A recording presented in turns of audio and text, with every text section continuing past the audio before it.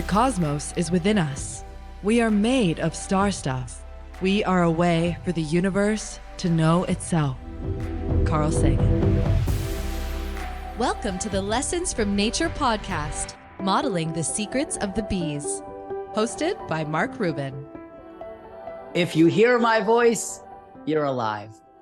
And if you're alive, you've eaten enough honey to keep you alive so far. This means you must be part of a tribe of people who trade honey with each other. And since everyone who's trading honey is also alive, there must be enough honey for everyone. Today on the Lessons from Nature podcast, we'll be discussing Secret 18 from Honey is Money, enough honey for everyone. It's about the idea that energy is abundant on our planet, and there's enough energy for all living things to thrive. It's just simply misallocated. I'd like to introduce my co-host, Dr. Jamie Saris.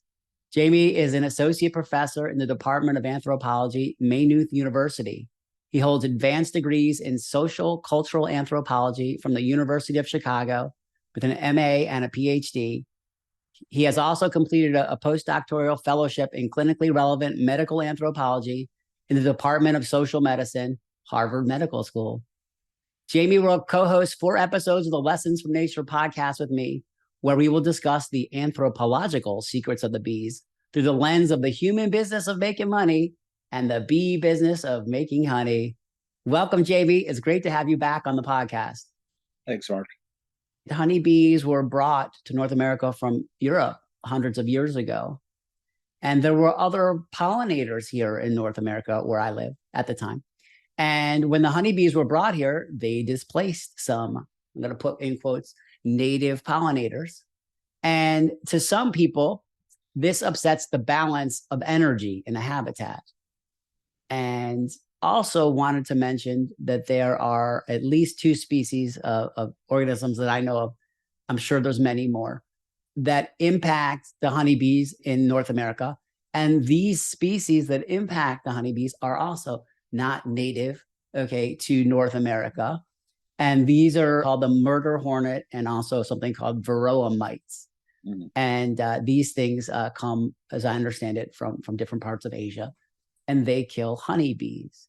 And I'm mentioning this. This is a philosophical sort of divergence from the usual topics here. I was preparing for this podcast, and this idea of like invasive species comes up a lot. And my understanding is that the definition of an invasive species is a non-native organism that enters a new ecosystem and disrupts the balance of that ecosystem by outcompeting or harming native species. Does that match your understanding of what that might be? Pretty much. Like all definitions are kind of phrased around the edges, especially over time. Some species are invasive, but almost like restore a balance. I mean, the example of that is that when the conquistadores were wandering around looking for El Dorado and various other places to loot, approximately 500 years ago, they lost a handful of horses. And from that very small number of lost animals, almost certainly under 20, all of the wild horses in America are. And so there was a niche that was still open in a geological time sense. So, yes, the American horse is invasive, but there was a niche for that. In other cases, it becomes, no one considers cats an invasive species, but in terms of damage, they are just behind us as invasive species, kind of thing. But people worry about Burmese pythons. And so, so there's a very odd, invasive species are a combination of not from around here, some disruption, and they get noticed. First of all, I love the nuance of your explanations because it's there where like the genius lies of like the realities of having hard and fast definitions for things and the flexible thinking that comes with understanding how things connect to other systems and stuff. So thanks for that. I wanted to say, though, by that definition, if an invasive species is a non-native organism and it enters the ecosystem and disrupts the balance of things, are human beings an invasive species? Yeah, but I mean, if you imagine where we evolved and where we are now, species have a lifespan in the geological record. The edges of that are debated hotly. Mm. But, we've been a unitary species for perhaps 300,000, the time frame that we're talking about. We have moved from a homeland and displaced hominids, which had gone out there before us. Yeah, As a species, we don't play particularly well with other big animals in particular. I know. And it's only the large animals that co-evolved with us in Africa seem to have survived us. The other thing is too, species also to some extent remake environments. Mm. And so you start to sort of then, what is the difference? The environment itself is carried along by a species, and we have radically changed environments wherever we go. Humans live in a human created environment, Yeah. which sort of puts in some quotes what nature is, but that's a whole nother matter. Well, So that is the matter that we're talking about. And by that I mean how people use nature as a concept is where they stop seeing culture. mm, So my favorite example for this when I talk about this in a class in Ireland is if you go in Ireland really up the road, let's say on the train line about an hour to Longford, outside of that or as a World Heritage Site, a natural heritage site called the Cage of Fields, which is blanket bog. But the Cage of Fields, if you dig a little bit into the bog, you will find evidence of human habitation. And the reason why there's blanket bog in many places in Ireland was the unsustainable agricultural practices of the humans that came in the yeah, first wave about 10,000 years ago, and they cut down all the trees. yeah. That was the very first thing they did. So what is now a sort of preeminently natural landscape, indeed so beautiful that it serves as a heritage site for the UN, is in fact a result of environmentally unsustainable practices of several thousand years ago. So that's where the shifting line between nature and culture is. And so you can have very intensive forms of human habitation that look very natural when the humans disappear because other humans don't recognize that as economic. That is a great segue into the topics today, because in those environments that are designed by people to be circular in that way, there's enough honey for everyone. The idea is that by designing a system, either a regenerative system or a system that is in balance with the rest of nature, that it's possible to add population to a civilization in a way that's not destructive if you plan for that to happen, okay, as part of the design. Yeah, I mean, that is the ideal. Very often, those civilizations, though, might be circular in one way, but the reason why the collapse of classic Maya civilization is it's still hotly debated. But one of the reasons that is put forward that seems credible, and there's some evidence, is that the valuable land at the bottom of the valleys that was most productive, that population started to build on, was monopolized by a kind of military priestly class, and Yeah. they started to build monuments. Now, the same agricultural cycle was used, and it's a fairly reasonable one for the environment, but they started to push up the sides of the valley and cutting off. So you started to have it on less and less productive land. Right. And that, the nature of the competition between these small city states produced this sort of scaling of monumental architecture, which we still see now and are Yeah. amazed with it.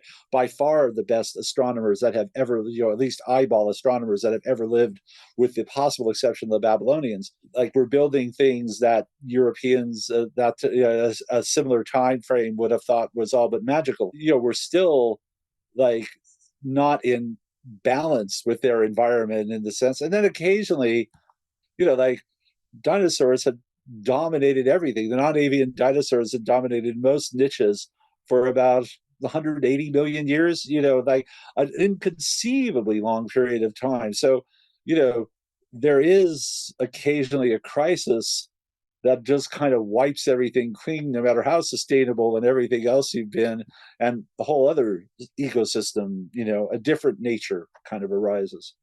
So I get what we're discussing here is the cycles Yeah. of expansion, something happening, and then contraction that occurs in a habitat. And I guess one of the things in terms of this episode, or Isn't That Funny for Everyone, is the idea of long-term planning over thousands of years, Sure. planning over multiple generations ahead. And let's get into the topics related to the book Honey is Money and the podcast as it relates to exactly what we're talking about, but a way for bees in this fantasy world and also human beings that could potentially collaborate in different ways and make plans over long periods of time. Before we get into that, one of the things to just reflect on is the word nature. Is that I don't separate humans from nature. Is that we're nature too. Everything we do, if we destroy everything, that's nature. But a bee doesn't look outside the beehive and say, "Oh, that's where nature is." Okay, it's like I'm in a habitat. It's called a house, and so from that lens, let's jump into the topics of the day here. The idea of councils and meetings. Humans hold meetings and conferences to discuss management, resources, sustainability, competitive threats, and so on. And the question for you is, how do human societies organize meetings and conferences to address resource management and sustainability issues? And how, more importantly, how can we do a better job of scaling this, like globally, in a more effective way? What do you think? Oh, wow. I mean, humans meet, probably as part and parcel of being in society. I mean, the separation of meetings from some other part of your day is a very modern industrial bureaucratic kind of way of putting it. If you look at how different cultures reach collective decisions, then you see some interesting variation. I mean, there was the late David Graeber and his colleague Stuart Rockefeller were very interested in that for quite some time, and leading up to the Occupy movement, where forms of decision making relying on consensus as opposed to ones that resolve an issue, say even by democratic vote, which ultimately has some kind of exclusionary version, and then the more extreme form by bureaucratic edict. I think anyone who's familiar with modern organizations, and sadly I cannot exempt the university from that, has felt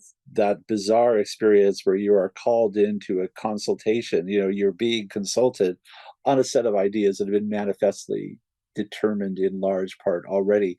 There's a wide range of that, and there is an entire subdiscipline in anthropology called political anthropology that spends quite a bit of time on those particular ideas. How specifically humans collaborate through meetings, I mean, I think a lot of that really does depend on how close the crisis is to believe we live in a world. The Greeks had two, terms for the range of ways that humans could interact. On one end was the agora, and that's where people exchanged, and in the ideal form, everyone was, not just mutually satisfied, but felt they were better. On the other end of that is the agon, which is the battlefield. That's where in English we get, antagonism and all of those kind. And that is an ultimate zero sum kind of game. I mean, one person has to lose, and the person who wins gets, kudos and, various kinds of glory. Any human interaction, I think, has a range of those things, because as we said last time, that humans are funny creatures. They are, in fact, obligately social. That they have to be social. That's how our survival mechanism is social. However, they are self-aware as individuals, so they often pretend that there's only functional sociality. We're social when we need to be. And so it's kind of in that gap that human peculiarities are actually worked out around, those kinds of things. And we sort of have a room for forms of being human. I mean, there's a lot of this now in, some management theory and critiques of capitalism that, people who are natural sociopaths tend to do very well in business. Mhm. And it's not because, like sociopathy is not a disorder of thought, it's a disorder of sociality. It's really a lack of understanding there are other people like yourself. It's a failure of empathy. Yes. And we see very clearly that those people get rewarded in certain kind of competitive Yeah. social structures.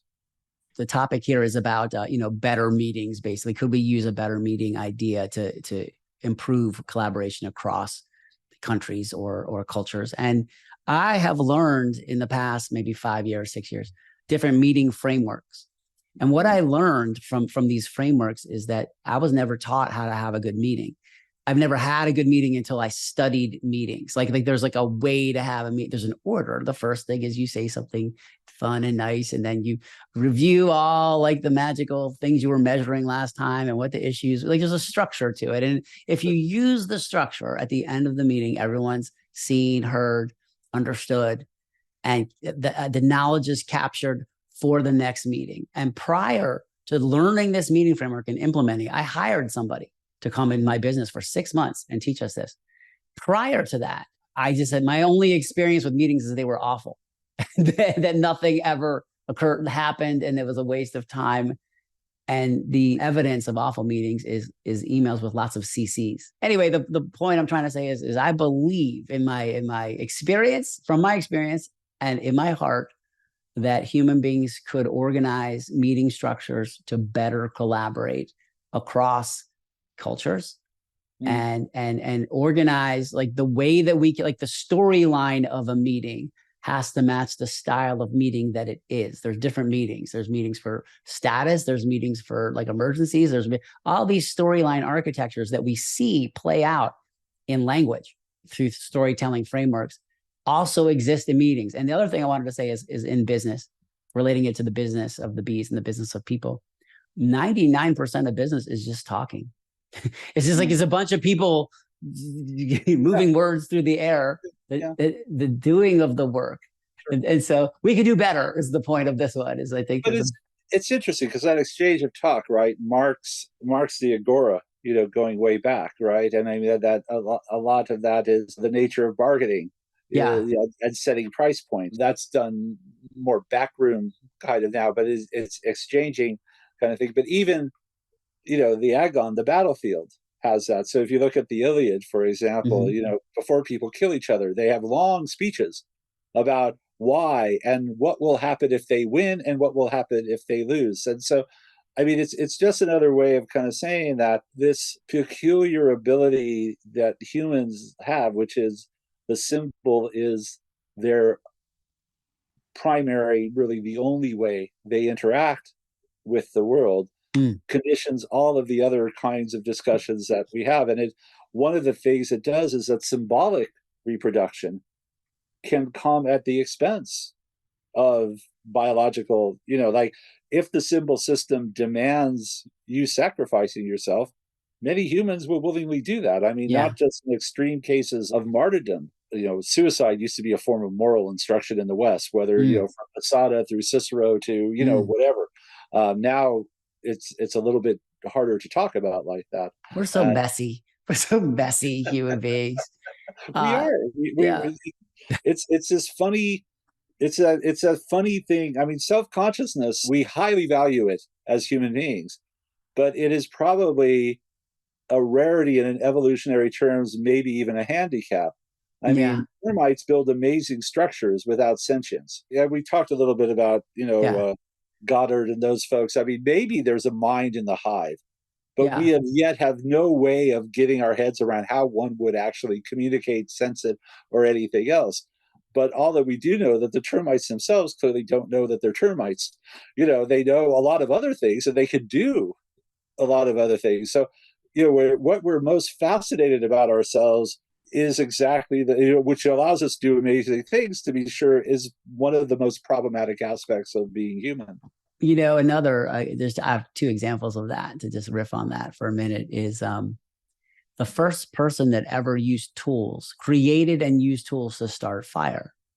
Yeah. What that person did is they unleashed an energy bank because the energy in the wood was in the sun and it came here and was stored. Yeah. And our ability to leverage this banked energy, which later became coal and like steam engines and gasoline engines and all like converting energy and sunlight into useful work, which reduced the amount of work human beings had to do. So a human's 1/10 of 1 horsepower, but my car is like 300 or 400 horsepower. I have no idea. Absolutely. Yeah. Yeah. So it's like I can do a lot. I can get places faster, okay, than walking because I'm able to leverage the energy from the sun in this way. And that actually is going to be etched in the rocks themselves.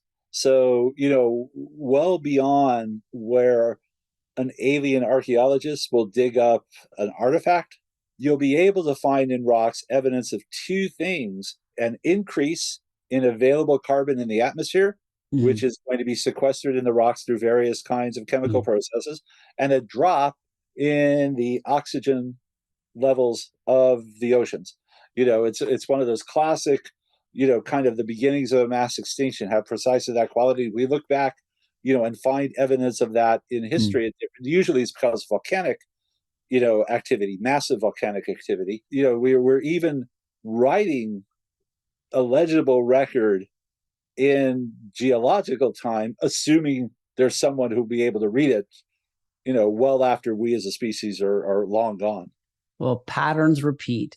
Okay, let's get into this next one, which is in the book. The queen bees all go to this dome, the dome of dreams, and they hatch their survival schemes to try to extend their baby's genes. One thing that I think is important in planning and collaboration is a shared vision, I think, that most people have, which is better lives for their kids if they have kids, a healthier habitat, okay, cleaner air. Like I think we could all, I don't know, but I think most people would agree having a clean habitat to live, which is like clean air, clean water, available food for people, and that their children have the opportunity to live longer than they lived due to advances in whatever, like harmonious, whatever. I think most people on the planet, whether they had kids or not, would agree that at least those things are good as an objective vision for a better future. And what happens is by not stating a common shared vision for what it is that we're doing, we end up fighting over territory. So we're fighting over these, area lines in the sand. How can we do a better job of collaborating through shared visions than we're doing now? I think not all human visions are as, how should we say, benign. It's an interesting challenge, not just to theoretical stuff, but that is what the liberal order throughout the world is under assault at various kinds of, either it doesn't live up to its own standards and it's hypocritical, and there's a bit of that there for sure. But other folks who say, no, humans are here to suffer. Yeah. And, that suffering has some kind of reward, in the next life. I think if collaboration requires a shared vision and we can't get on the same page of what the vision is because of these stories that propel through space and time, what can be done from an anthropological perspective to improve our chances of long-term survival by either creating a shared vision or some other system or a process that you've seen that works over long periods of time? What can we do? Well, I think if anthropologists had that, they would be selling themselves as consultants in the corridors of power. I think there's some things that, have shown to work when humans feel that they have some control over their lives, when they share something between themselves in that sense of sharing, but also feel they have a share of something, that sense of collective ownership, they tend to do better. And you can chart that. We know what is bad. If your society is hierarchical, excludes lots of people, shows people that, some people for an accident of birth live very well and others die for no good reason, that feeds into lack of trust, that feeds into whole things.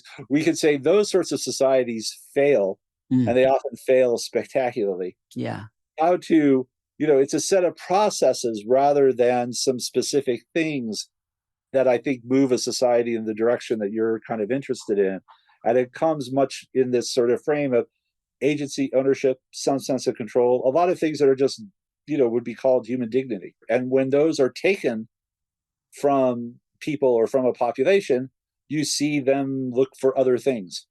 At an individual level, why do people do drugs? Why, what constitutes a separation from reality under an umbrella diagnosis of some kind of mental illness? But at a collective level, certain kinds of stories that promise you better things in the next life start to look a lot more attractive. Certain kinds of things that say, well, sacrifice your children because you're not worth much and they're not worth much, but you might get some advantage, or that this is for a cause. There is an ontological evil. There's a lot of bad people, but even most bad people aren't bad all the time, just as most good people aren't good people all the time. And that's when you get into the boring quotidian qualities of a liberal order. Like, how would we arrange all of these messy people in a space that they're mostly happy and they can be decent most of the time? There's elements of that we know how to do. The political will for it is often generally lacking because a lot of people do well often in an indecent society, and they don't see much of a reason, to make it more decent because, hey, yeah, and that's where you get into this ugly part. Yeah. I kind of bracketed up that there is a certain, joy in others' misery. As you said, there are people that benefit from the status quo of environments because they've designed their lives around maximizing their own personal benefit through these things. And the idea is that there's resistance to change because the people that are benefiting don't really see a reason to change things. And the people that are struggling are not in positions of power to make changes often. For various reasons. And so there's a situation where it's a self-perpetuating system. In another episode of this podcast is called Cooperating Costs Less Than Fighting. And the idea there is if we can agree that disruptions like war or social chaos or the shutting down of governments or like road systems that don't work or lack of fuel because no truck drivers will like move it around are expensive and bad. Reduce trauma of society by investing money, not in fighting and defense and weapons, but in peace, weapons of peace. I have a video I'm making now called Weapons of Peace. In talking to you, I really appreciate the perspectives of the nuances of human behavior and long-term thinking, basically the evolution of behaviors over time and also the repeating behaviors over time of how we are as a species. So thanks for sharing your insights. All living things that collaborate to gather energy follow principles of anthropology. If you were paid for doing work today, you're trading energy with people in your habitat. All living things are doing work to trade for energy. Humans tokenize this energy in the form of money. And this abstracts us from the fact that all living things are playing the same invisible game of survival. It would be wise to recognize the idea that there's plenty of energy for all living things on our planet. We're simply misallocating our energy collection resources at the cost of habitat, ecosystems, conflicts, and war. It would be smart to recognize that our survival depends on the survival of all living things around us. If you enjoyed this discussion about anthropology and the way bees and companies and businesses and people are all similar, subscribe to the Lessons from Nature podcast, where we discuss modeling the secrets of the bees. On the next 2 episodes of the anthropology series, Jamie and I will discuss the idea that cooperating costs less than fighting and that most things cost more later, so it makes sense to invest in solving problems now. Visit projecthoneylake.life for more information about living in harmony with the rest of nature. Thanks. See you next time.